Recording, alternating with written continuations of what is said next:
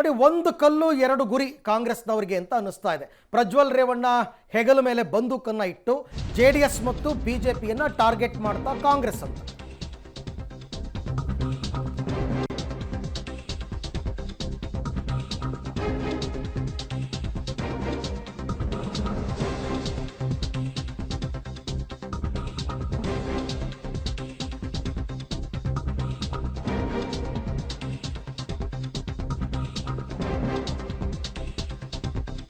JDS ಜೊತೆ BJPಯನ್ನು ಆರೋಪದ ಕಟಕಟೆಯಲ್ಲಿ ನಿಲ್ಲಿಸಿದೆ ಕಾಂಗ್ರೆಸ್.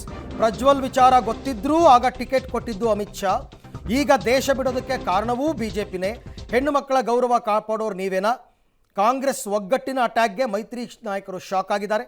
ನೇಹಾ ಪ್ರಕರಣದ ಸೇಡು ಪ್ರಜ್ವಲ್ ಪ್ರಕರಣದ ಮೂಲಕ ತೀರಿಸ್ಕೊಳ್ತಾ ಇದೆಯಾ ಕೈಪಡೆ ಅಂತ. ನೋಡಿ, ಇದು ರಾಜಕೀಯವಾಗಿ ಏನು ಬೇಕಾದ್ರೂ ಹೇಳ್ಬೋದು.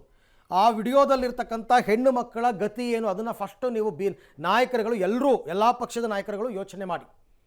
ಪ್ರಜ್ವಲ್ ರೇವಣ್ಣ ಈಗ ಕುಮಾರಸ್ವಾಮಿ ಹೇಳಿದಂಗೆ ಉಪ್ಪು ತಿಂದಿದ್ರೆ ನೀರು ಕುಡಿತಾರೆ, ಅದು ಬೇರೆ ವಿಚಾರ. ಆ ಹೆಣ್ಣು ಮಕ್ಕಳ ಜೀವನ ಏನು, ಅವ್ರ ಗತಿ ಏನು, ಅವ್ರಿಗೂ ಒಂದು ಸಂಸಾರ ಇರುತ್ತೆ, ಅವ್ರಿಗೂ ಗಂಡ ಮಕ್ಕಳು ಇರ್ತಾರೆ. ನೀವೆಲ್ಲವನ್ನು ರಾಜಕೀಯ ಸೇಡಿಗೋಸ್ಕರ ಬಳಸ್ಕೋತೀನಿ ಅಂತಂದರೆ ಆ ಹೆಣ್ಣು ಮಕ್ಕಳಿಗೆ ಹೆಚ್ಚು ಕಡಿಮೆ ಆದರೆ ಯಾರು ಜವಾಬ್ದಾರಿ? ಆ ವಿಡಿಯೋಗಳನ್ನು ರಿಲೀಸ್ ಮಾಡ್ತಕ್ಕಂಥ ಉದ್ದೇಶ ಯಾರಿಗಿತ್ತು? ಅವರು ಅಟ್ಲೀಸ್ಟ್ ಮುಖವನ್ನು ಬ್ಲರ್ ಮಾಡಿ ಕಳಿಸಿದ್ರು ನಡೀತಾ ಇತ್ತು. ಎಲ್ಲ ಖುಲ್ಲ ಬಿಟ್ಟು ನೀವು ತಮಾಷೆ ನೋಡ್ತಾ ಇದ್ದಾರೆ. ಅದೇನೋ ಬೆಕ್ಕಗೆ ಚೆಲ್ಲಾಟ ಇಲ್ಲಿಗೆ ಪ್ರಾಣ ಸಂಕಟ ಅಂತಾರಲ್ಲ, ಆ ಥರ ಪ್ರಾಣ ಸಂಕಟದಲ್ಲಿ ಸಿಕ್ಕಾಕೊಂಡಿದ್ದಾರೆ ಅವರು. ನೀವು ಗುರಿನಾದರೂ ಇಡಿ, ನೀವು ಏನಾದರೂ ಮಾಡಿ, ಯಾರನ್ನಾರು ಟಾರ್ಗೆಟ್ ಮಾಡಿ ರಾಜಕೀಯವಾಗಿ, ಬಟ್ ಹೆಣ್ಮಕ್ಳ ವಿಚಾರದಲ್ಲಿ ಎಲ್ಲರೂ ಕೂಡ ಪ್ರಾಮಾಣಿಕವಾಗಿ ನಡ್ಕೊಳ್ಳಿ. ಈ ಬಗ್ಗೆ ಮತ್ತಷ್ಟು ಮಾಹಿತಿ ನನ್ನ ಕೊಲೀಗ್ ಮಸೂದ್ ಅವರಿಂದ ಪಡ್ಕೊಳ್ಳೋಣ. ಮಸೂದ್, ಎಲ್ಲರೂ ರಾಜಕೀಯವಾಗಿ ಸೇಡ್ ತೀರಿಸ್ಕೊಂಬಿಟ್ರು, ಅದಕ್ಕೆ ಇವರು ಇದಕ್ಕೆ ಅವರು ಅಂತೆಲ್ಲ ಅಂತಾರಲ್ಲ, ಆ ಹೆಣ್ಮಕ್ಳ ಬಗ್ಗೆ ಯಾರೂ ಮಾತನಾಡ್ತಾ ಇಲ್ಲ. ರಾಜಕೀಯ ಸೇಡ್ ತೀರಿಸ್ಕೊಳ್ಳೋದಕ್ಕೆ ಯಾರನ್ನು ಬೇಕಾದರೂ ಬೀದಿಗೆ ತಂದ್ಬಿಡ್ತಾರ ನಾಯಕರುಗಳು? ಹಾಗಾದರೆ ಅರವಿಂದ್, ಖಂಡಿತವಾಗಿಯೂ ಕೂಡ ಆ ಸಂವೇದನೆ ಇಲ್ಲದೇನೆ ರಾಜಕೀಯ ನಾಯಕರುಗಳು ಪರಸ್ಪರ ವಾಗ್ಸಮರನ ಮಾಡ್ಕೊಳ್ತಾ ಇದ್ದಾರೆ. ಈಗ ಪ್ರಜ್ವಲ್ ಅಶ್ಲೀಲ ವಿಡಿಯೋ ಪ್ರಕರಣ ಮೂರು ಪಕ್ಷಗಳ ನಡುವೆನೂ ಕೂಡ ಒಂದ್ ರೀತಿಯಲ್ಲಿ ಜೋರಾಗಿ ವಾಕ್ಸಮರ ಪರಸ್ಪರ ನಡೀತಾ ಇದೆ. ಅದರಲ್ಲೂ ಮುಖ್ಯವಾಗಿ ಒಂದ್ ಕಡೆ HDK ವರ್ಸಸ್ DKC, ಇನ್ನೊಂದ್ ಕಡೆ DKC ವರ್ಸಸ್ BJP, ಆ ತರದ ವಾಕ್ಸಮರ ನಡೀತಾ ಇದೆ. ಇನ್ನು BJP ವಿಚಾರದಲ್ಲೂ ಕೂಡ DKC ಅವರು ಒಂದ್ ರೀತಿಯಲ್ಲಿ ರಾಜಕೀಯವಾಗಿ ಅಟ್ಯಾಕ್ ಮಾಡ್ತಾ ಇದ್ದಾರೆ. ಇಲ್ಲಿ BJPದು ಕೂಡ ತಪ್ಪಿದೆ ಅನ್ನುವಂಥದ್ದು.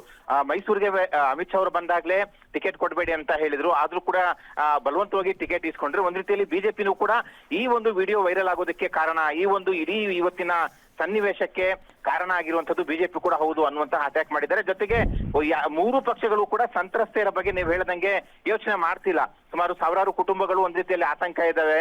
ಜೊತೆಗೆ ಸಂತ್ರಸ್ತೆಯರು ಮುಖ್ಯವಾಗಿ ಬಹಳ ಭಯದಲ್ಲಿದ್ದಾರೆ. ಮುಂದೆ ಬರ್ತಾ ಇಲ್ಲ, ಯಾರ ಜೊತೆನೂ ಕೂಡ ಮಾತನಾಡ್ತಾ ಇಲ್ಲ. ಈಗ SIT ತಂಡವನ್ನು ಕೂಡ ಅವ್ರನ್ನ ಸಂಪರ್ಕ ಮಾಡುವ ಪ್ರಯತ್ನ ಮಾಡ್ತಾ ಇದೆ. ಒಂದ್ ರೀತಿಯಲ್ಲಿ ಭಯದಲ್ಲಿ ಸಂತ್ರಸ್ತೆಯರಿದ್ದಾರೆ.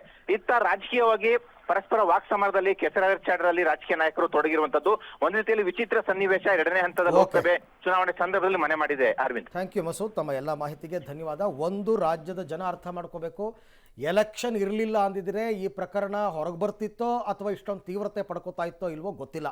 ರಾಜಕೀಯವಾಗಿ ಒಂದು ಪಕ್ಷವನ್ನು ಇನ್ನೊಂದು ಪಕ್ಷ ಹಣಿಬೇಕು ಅಂತಕ್ಕಂಥ ಲೆಕ್ಕಾಚಾರದಲ್ಲಿ ಈ ಥರ ಎಲ್ಲ ಸೇಡು ತೀರಿಸ್ಕೊಳ್ತಾ ಇರ್ತಕ್ಕಂಥದ್ದನ್ನು ನಾವು ಈ ಹಿಂದೆನೇ ನೋಡಿದ್ದೀವಿ. ಬೇರೆ ಬೇರೆ ಸಂದರ್ಭಗಳಲ್ಲಿ ಈ ರೀತಿ ಎಲ್ಲ ಆಗಿದ್ದಿದೆ. ಹಾಗಾಗಿ ಇದನ್ನು ಕೇವಲ ಸೇಡಿನ ರಾಜಕಾರಣಕ್ಕೆ ಪಕ್ಷಗಳು ಬಳಸ್ಕೊಂಡ್ರೂ ಕೂಡ ಜನರ ತೀರ್ಮಾನ ಏನು ಅಂತಕ್ಕಂಥದ್ದು ಬಹಳ ಮುಖ್ಯ ಆಗುತ್ತೆ. ಯಾಕೆಂದರೆ ಈ ಪೆನ್ ಡ್ರೈವ್ಗಳು ಚುನಾವಣೆಗೆ 5 ದಿನ ಇರಬೇಕಾದ್ರೆ ಹಾಸನದಲ್ಲೆಲ್ಲ ಓಡಾಡಿತ್ತು. ಆವಾಗ ಸುದ್ದಿನೇ ಆಗಲಿಲ್ಲ ಈ ಪ್ರಕರಣ.